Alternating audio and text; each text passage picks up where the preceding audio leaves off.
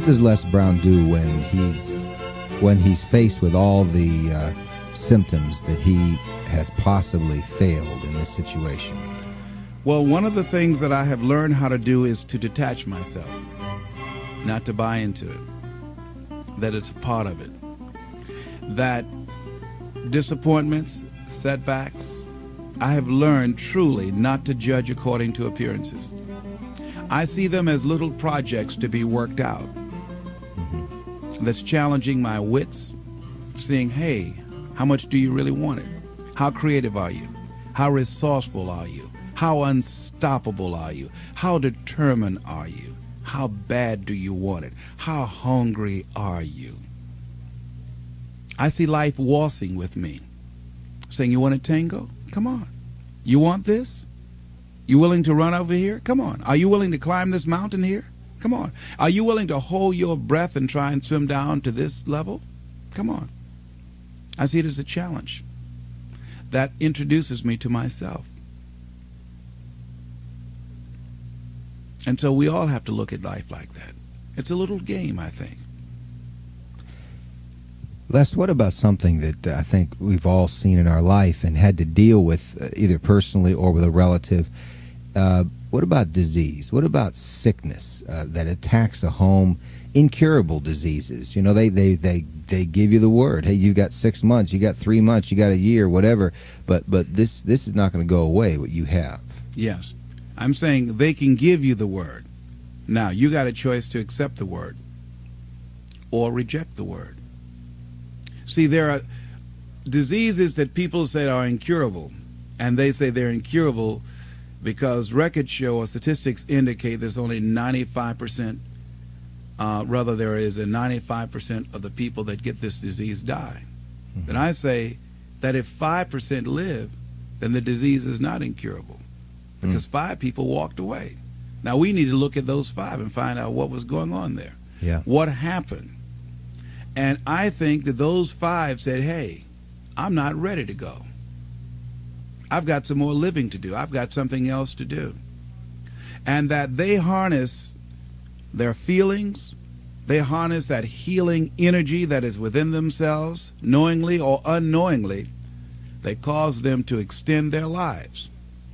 So what we've got to begin to do is only embrace those things that's for our highest good. That no one has the right to determine or has the knowledge to say how long we're going to be here. And that we can choose to surrender or we can choose to take a stand and fight. And there are a lot of people who fight who are still here. There are people who fight and who go. But at least they go out fighting. They didn't just surrender. They didn't just throw in the towel on themselves. And I'm saying that there is something in us. There's a power and an energy that's in us that we owe it to ourselves to take on anything, dis-ease in the body, poverty, opposition, whatever is between that and which we desire and we feel that will give us a full and rich life. We should fight for it. And you've just got to decide that my life is worth this kind of effort. And fight with everything in you, night and day, with every breath that you have. Most people don't have that kind of fighting spirit. Most people expend more energy watching a football game or a basketball game or some type of sporting event than they will give to their dream. They'll spend more time talking about what happened on television in some soap opera or some spectacular entertainment event, stress-relieving activity, than focusing on the possibilities for their own lives. They don't get that excited about themselves and their own potential for greatness. And I'm saying that we need to begin to start focusing in on ourselves and using our energies to move us from where we are in the direction of where we want to go. Overcoming the automatic mind. The automatic mind. Yes. That's a good The phrase. things that our experiences, our past results have told us. Our current reality. Beginning to know that this is not it. That we are always involved in either creating reality or buying into the reality that we see. So if we begin to learn how not to judge according to appearances, as we begin to, with everything in us, tenaciously to pull down the strongholds on our minds and do maintenance work to make sure that those negative thoughts and that automatic mind doesn't creep in on us again, so we're worrying about or beginning to only focus on and see the obstacles and the limitations as opposed to the solutions or the possibilities. As we work on ourselves constantly, what we will find is that we become at one or in alignment with the universe, and we are able to produce what appear to be miracles to most people, but it's only a perfect outworking of the law when we are working in harmony with the universe. And so the key to it is beginning to continue to have a vision of what you want to create, of constantly working with your feelings and your energy, keeping it positive, and engaging in actions and having things where the pictures, scriptures, music, friends, relationships, goals that challenge you and feed into you and create this new reality for yourself. Because as you continue to hold that in focus, as you continue to charge that with words and sell yourself on your having it, acting as if it already is, when you finally get that feeling, hit that level of consciousness, it will manifest. People come out of nowhere and support you. You get unexpected money that you had no idea that was going to come your way. Help and assistance from strangers comes to you, and you say, whoa. You begin to discover things showing up that you need, that you didn't even know you needed them. And here they are right here at your disposal when you get to that new level of consciousness.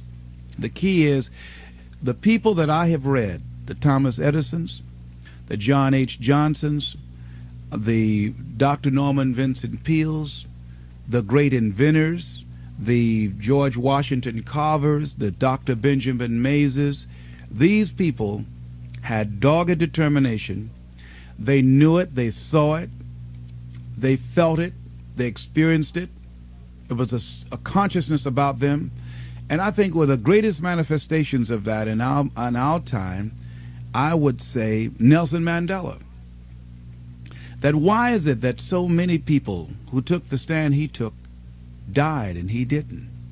How is it? What is it that will give a man or a woman that kind of determination to give up 26 years of their lives, facing death every day, that they not wimp out or not fold or collapse?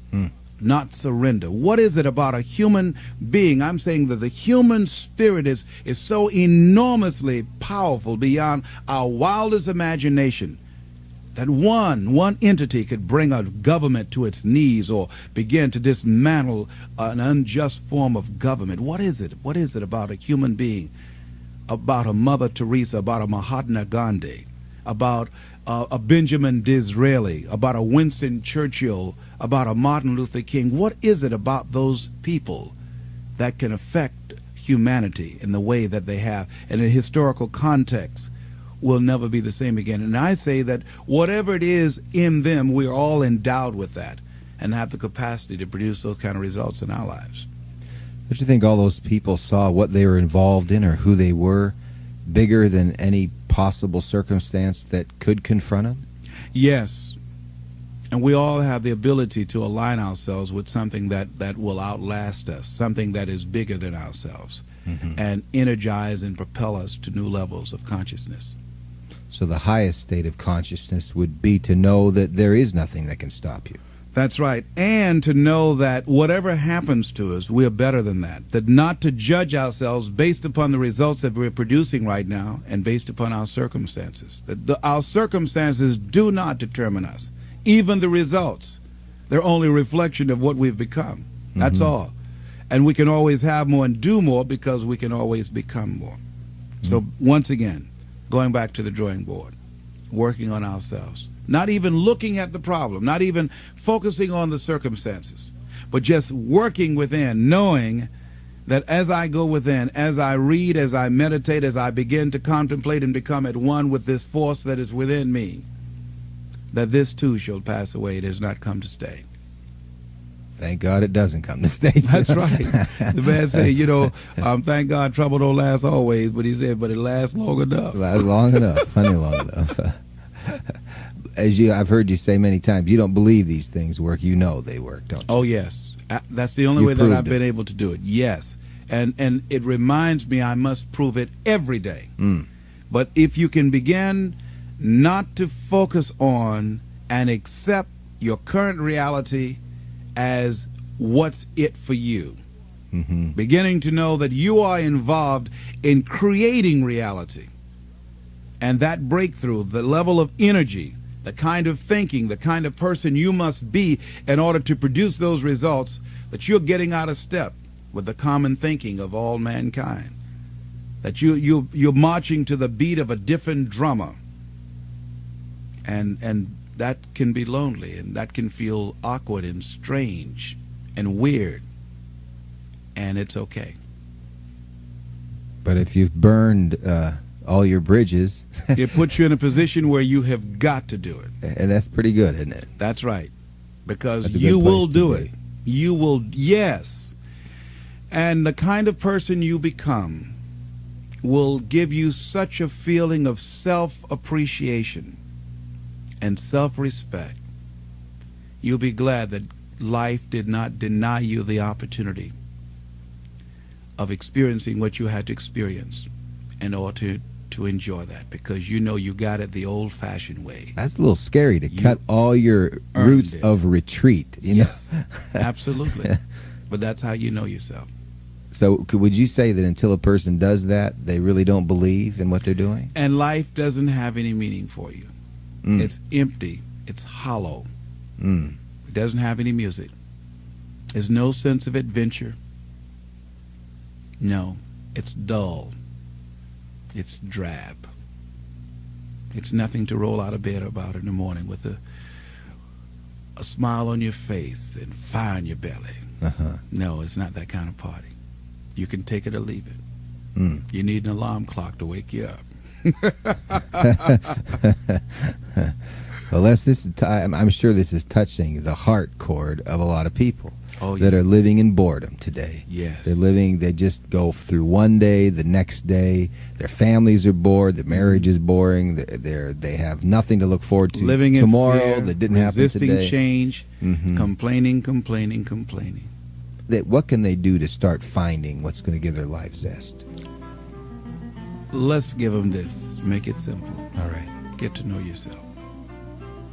And know that regardless of what's going on now, you're lovable, you're valuable, you're a worthwhile person. You've been endowed with greatness. You have basic goodness, which is the foundation for the greatness that you can ultimately achieve. And you have a spiritual and moral obligation to do something with your life. You have a reason for being here. Thank you, Les. Thank you.